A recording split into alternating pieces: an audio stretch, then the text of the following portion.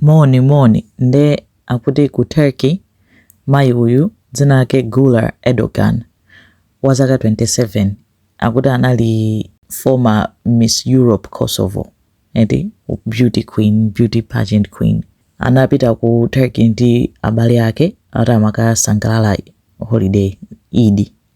Ndi ali kumene koko anapezeka kuti kanapita kuti wakamwamowa analedzera kwambiri kukwera galimoto kuyamba kuyendesa galimoto ataledzera ndi apolisi anamuyimitsa atantulusa kumuyesa ndi breathalyzer. Anapeza kuti waledzera kwambiri 3 times kupyoza muyezo ololedwa kukhala kuti munthu uziyendesa galimoto utaledzera.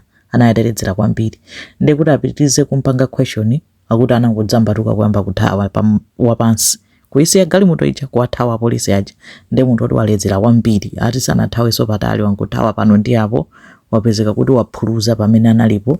Panali kuti ali mwamba pansi 50 feet down panalinso chani panali motorway misewu uno yothamanga kwambiri ndi anapezeka kuti watsetsereka waphuluza wagwera mutimo wagwera munsewu wothamanga kwambiri uja ndi wagwera amenemo wangofikira kugundidwa ndi magalimoto amupha patipo pamene magalimoto oneo tinawso amayenda zawo ankudabwa phi pagwa chinthu anali munthu amugunda ndi apolisi athamanga amutenga kupita kuchipatala chani koma ndionera kuti watani wamwalira just like that.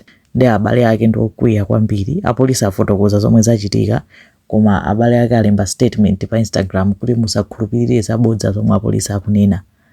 Zimene zonse zomwe zachitika chilipo chenicheni chomwe chachitika m'bale wathu sanafe amene iwo akuneneramo koma iwo sananene kuti chilungamo chenichenicho ndi chani eti chomwe chodziwika chomwe akunena apolisi kuti akuti waphuluza mkugwa akuthawa chifukwa choti anagwidwa ataledzera.